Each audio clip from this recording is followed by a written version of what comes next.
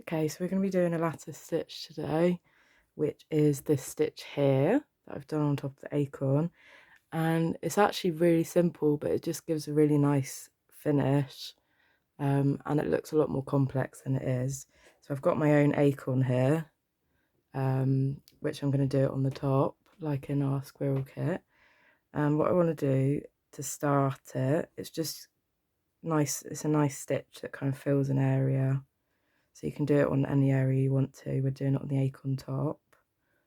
So what I'm going to do is I'm just going to start by making some long stitches going in the same direction across the whole area I want to fill. And the more close together you make these stitches, the smaller these gaps will be between each of the stitches.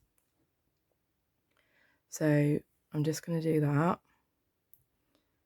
So I'm making mine not too close together, but it's totally up to you how close together you want to do them.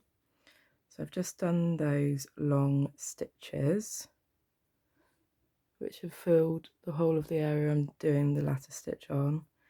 And then what I want to do is exactly the same, but the opposite way. So I'm kind of just making this checkerboard effect with stitching.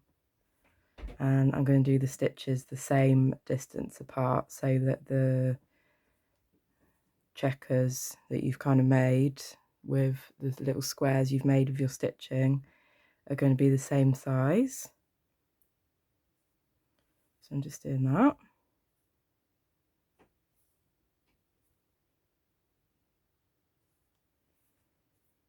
Keep going along till you filled in the area that you want to do, which is the acorn top in this case.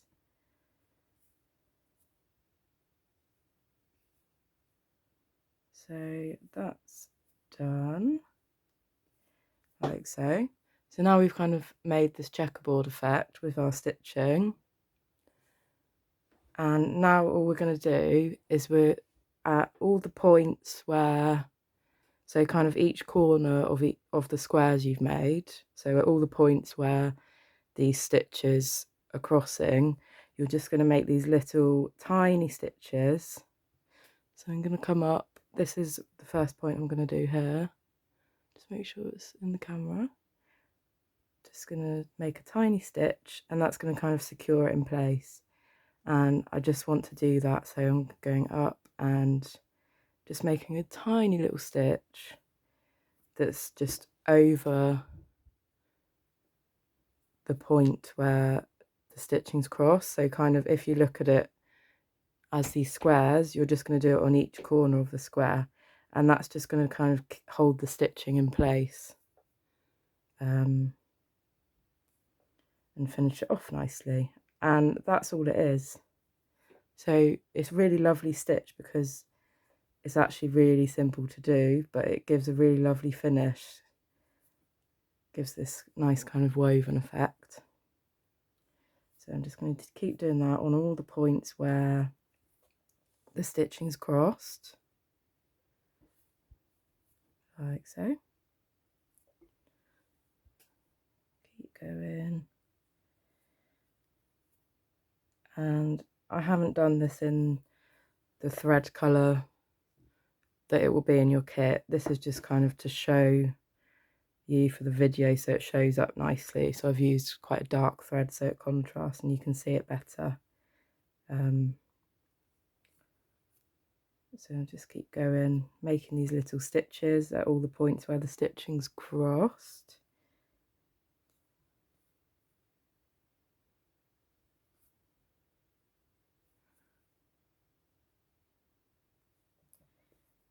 I'll try and show you when I finished it. I'll try and show you a better close-up because the camera seems to keep unfocusing. Nearly done now. Just making these little stitches at each point where the threads crossed.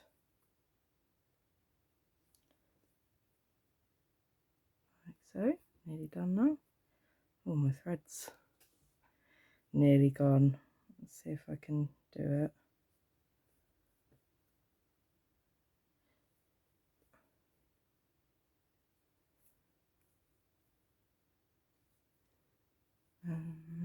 Go. 2 more to do. Oh, I think my thread's going to just make it. I'm going to have to re-thread my needle.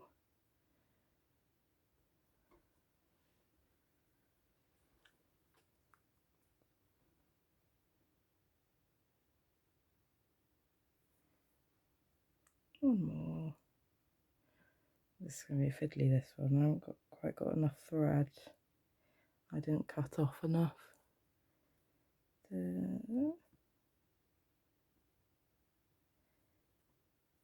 So that's finished. I'm just going to tie my thread in a knot to secure, as we do.